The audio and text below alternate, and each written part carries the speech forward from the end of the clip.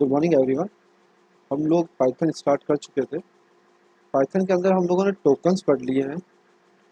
Tokens आप लोग सभी फैमिलियर हो चुके हैं टोकन्स के साथ। टोकन्स जो होते हैं वो आपके स्मॉलेस्ट इंडिविजुअल यूनिट होती है एक प्रोग्राम के अंदर, जिनकी हेल्प से आप कोई भी प्रोग्राम बनाते हैं।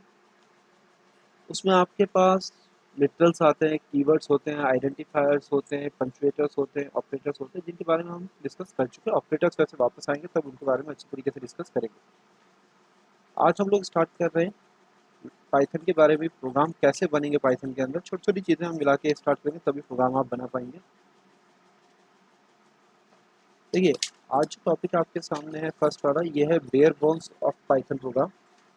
Bear bones of Python program का मतलब हो गया एक पूरा स्ट्रक्चर। एक पाइथन प्रोग्राम का स्ट्रक्चर क्या होगा वो आपको यहाँ दिखाने की कोशिश की गई है। ध्यान से समझिएगा। ठीक है, सबसे पहली लाइन से मैं स्टार्ट करता हूँ जहाँ पे हैश लगा हुआ है और लिखा है this program shows a programs component.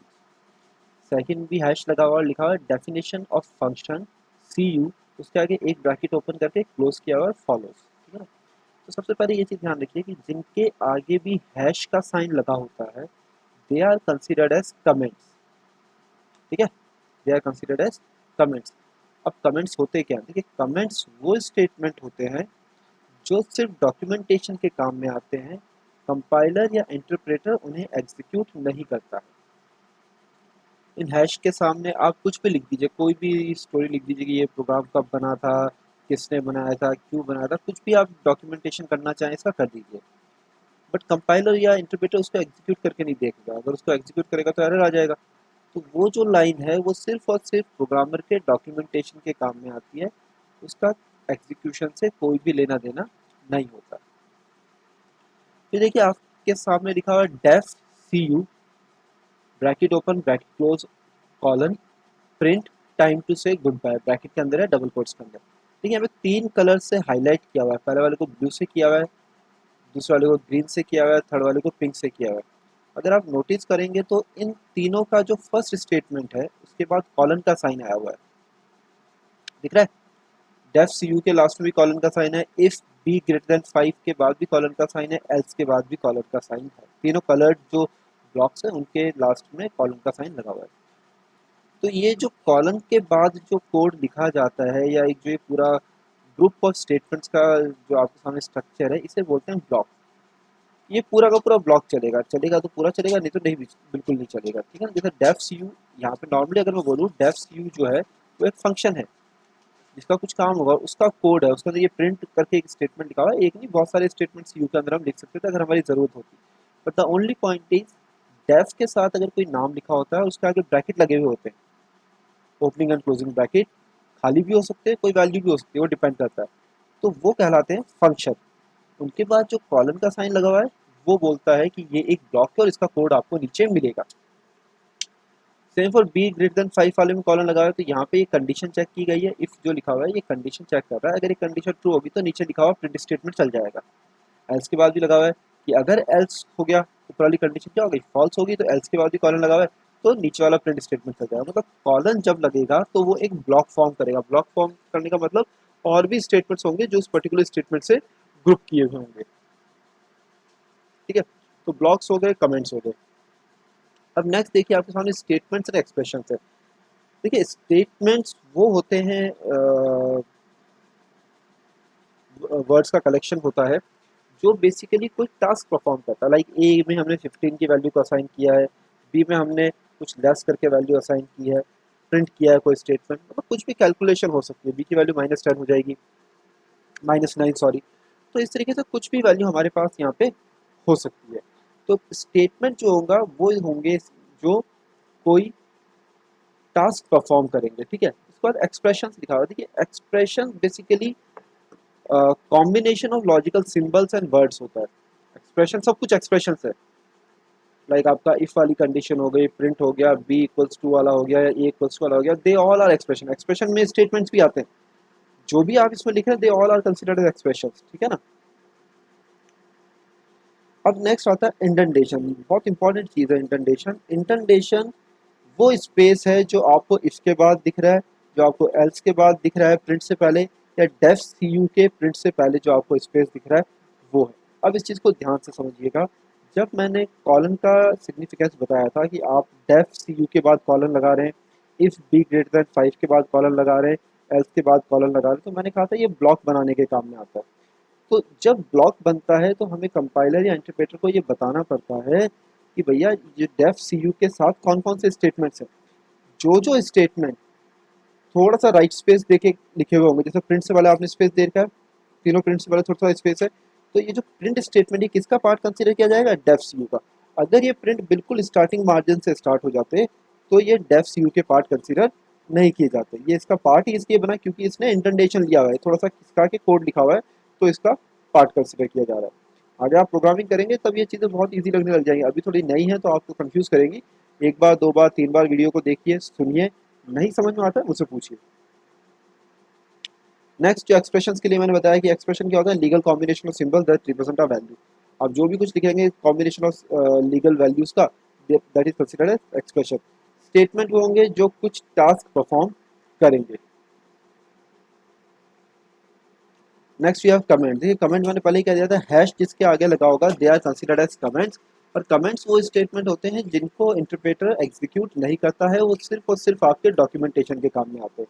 आप प्रोग्राम के बीच में लिख दीजिए कमेंट जहाँ भी आपकी ज़रूरत पड़े, बट उसको कंपाइलर या इंटरप्रेटर एग्जीक्यूट नहीं करेगा। हैश से स्टार्ट होते हैं। अब यहाँ पे कमेंट तीन तरह के दिखे होते, चार तरह के, बट यहाँ पे आप देखिएगा एक एक करके जो सिमिलर से भी है कुछ। तो फिजिकल लाइन, जो भी लाइन आप लिखते हैं उसके आगे अगर आपने हैश का साइन लगा दिया तो वो पर्टिकुलर लाइन जहाँ पे एंड होगी, जहाँ आप एंटर प्रेस करके नेक्स्ट लाइन में जाएंगे, जहाँ पे वो लाइन एंड होगी उस हैश के स्टार्टिंग से लेकर एंड तक की जो पूरी लाइन है वो कमेंट कंसीडर की जाएगी। ठीक है ना। अब आपको स्टेटमेंट लिखा, जैसे इसमें लिखा है if A less than 5 colon, और वहाँ पे एक हैश के साथ कोई स्टेटमेंट लिख दिया। तो अगर आप प्रोग्राम के बीच में कहीं पे हैश लगा के कोई स्टेटमेंट लिख देते हैं तो वो जो स्टेटमेंट लिखा जाएगा that should be considered as inline comment. जो प्रोग्राम के बीच में कहीं पे भी कमेंट लिखा जाता है, जनरली कमेंट्स प्रोग्राम के स्टार्टिंग में लिखे जाते हैं, बट इन बिटवीन भी अगर आप कहीं लिखते हैं then it should be considered as inline comment. अब थर्ड आता है, अगर आप मल्टी लाइन कमेंट लिखना चाहते हैं, मतलब एक से ज्यादा लाइन है जिनको आपको कमेंट बनाना है। अभी तो ऊपर हमने एक ही लाइन का आगे कमेंट लगाया, वो हैश लगाया और वो कमेंट बन गया। अगर आपको एक से ज़्यादा लाइन्स को कमेंट बनाना है तो जितनी भी लाइन्स आपने लिखी है उन सब लाइन के आगे आप हैश का साइन लगा दीजिए। मतलब 3 लाइन लिखी है तो तीनों लाइन के आगे आप हैश का साइन लगा दीजिए स्टार्टिंग में, तो तीनों लाइन क्या बन जाएगी, कमेंट। एक तो तरीका ये हो गया। दूसरा तरीका होता है मल्टी लाइन कमेंट बनाने का, मतलब 3-4 लाइन है, आप चाहते हैं नहीं मैं हैश हैश हैश नहीं लगाऊंगा सारी लाइन्स के आगे, उसे किसी चीज़ से स्टार्ट करके एंड करूंगा। तो जहाँ से कमेंट स्टार्ट करना है वहाँ 3 डॉट्स लगाएंगे, डॉट डॉट डॉट 3 डॉट्स लगाएंगे, और जहाँ पे कमेंट एंड करना है उसके एंड में 3 डॉट लगाएंगे। एग्जांपल में आप देख सकते हैं स्टार्टिंग में 3 डॉट लगे हुए हैं, अप्रैल 2020 के बाद 3 डॉट लगे हुए हैं, तो इन दोनों 3-3 डॉट्स के बीच में जो भी स्टेटमेंट लिखे जाएंगे वो कमेंट्स कंसिडर होंगे, उनको इंटरप्रेटर एग्जीक्यूट नहीं करेगा। देन योर फंक्शन, जो सबसे ऊपर हमने सी यू वाला फंक्शन बनाया था। देखिए फंक्शन एक सेट ऑफ कोड होता है जिसको एक नाम दिया जाता है, और उसको इसलिए लिखा जाता है क्योंकि उसको हम बार बार रीयूज़ कर सकते हैं। मान लीजिए कोई पर्टिकुलर प्रोग्राम आप बनाएंगे इन फ्यूचर, और आप चाहते हैं कि मैं एक कोड को बार बार आपके काम में आ रहा है, तो या तो आप बार बार उस कोड को लिखिए, या बेटर है उसको लिख के लाइब्रेरी में स्टोर कर दीजिए और जब आपकी ज़रूरत पड़े उसको सिर्फ कॉल करना है। बार बार उसकी कोडिंग को नहीं लिखना है, simply you have to call it. Call करने के बाद उस फंक्शन को हम उस प्रोग्राम में इन्वॉल्व कर लेंगे, अपनी कोडिंग करेगा वो और फिर वो वापस वहाँ से चला जाएगा। मतलब आप उस कोड को बार बार नहीं लिखेंगे, अदरवाइज क्या होगा, आपको सेम कोड रिपीट करना पड़ेगा बार बार। ब्लॉक एंड इंडेंटेशन, जहाँ भी कॉलम का साइन आएगा वो ब्लॉक बन जाएगा, मैंने आपको बता दिया था। उसके बाद इंडेंटेशन, जो स्टेटमेंट्स उस पर्टिकुलर ब्लॉक के अंदर आएंगे उनको आपको थोड़ा सा राइट साइड में खिसका के लिखना पड़ेगा। ठीक है। वेरिएबल्स एंड असाइनमेंट्स, देखिए वेरिएबल्स एंड असाइनमेंट्स बहुत इंपॉर्टेंट टॉपिक है। वेरिएबल्स जो होते हैं वो आप जब यूज़र से वैल्यू लेके प्रोग्राम में डालेंगे, कुछ कैलकुलेशन करवाने के लिए आपसे यूज़र से नाम मांगेंगे, यूज़र से उसकी एज इनपुट करवाएंगे या उसके मार्क्स इनपुट करवाएंगे या उसका एड्रेस इनपुट करवाएंगे। प्रोग्राम का काम क्या होता है, ये काम होता है जब आप इनपुट लेते हैं, कोई भी ऐप यूज़ करेंगे तो उसमें आपसे लॉगिन करवाया जाएगा, आपका यूज़र नेम पासवर्ड पूछा जाएगा, आपकी एज पूछी जाएगी, मोबाइल नंबर पूछा जाएगा, तो उनको कहीं ना कहीं सेव तो करना पड़ेगा। तो सेव करने के लिए आपको मेमोरी की रिक्वायरमेंट पड़ती है, और उस मेमोरी को एक्सेस करने के लिए हमें उसे एक नाम देना पड़ता है। That name should name is considered as variable. ठीक है। तो यहाँ पे बस इतना सा है कि पाइथन का वेरिएबल थोड़ा सा डिफरेंट होता है अदर लैंग्वेजेस के वेरिएबल से। अभी आपको सिर्फ इतना समझना है कि वेरिएबल क्या होगा, एक लेबल्ड मेमोरी होगी जो रेफर करेगी आपकी वैल्यू को, जो आपने स्टोर किया ना कोई वैल्यू, उधर से मान लो उसका नाम लिया, कहीं मेमोरी में रखा, तो उस मेमोरी को रेफर करने के लिए वेरिएबल की जरूरत पड़ेगी आपको, तो उसको एक्सेस कैसे करोगे। अब जो भी मेमोरी होगी वो टेम्परेरी होती है, फिक्स नहीं होती है, प्रोग्राम जब खत्म होगा वो मेमोरी वॉश आउट हो जाएगी, ठीक है ना। अब एग्जाम्पल यहाँ लिया हुआ है, जैसे लास्ट में मैंने लिखा मार्क्स इक्वल्स टू 70, तो 70 किसके अंदर असाइन हो जाएंगे, मार्क्स के अंदर। मतलब अब जब भी मैं मार्क्स लिखूंगा तो क्या वैल्यू लिख के देगा मुझे, 70, ठीक है ना।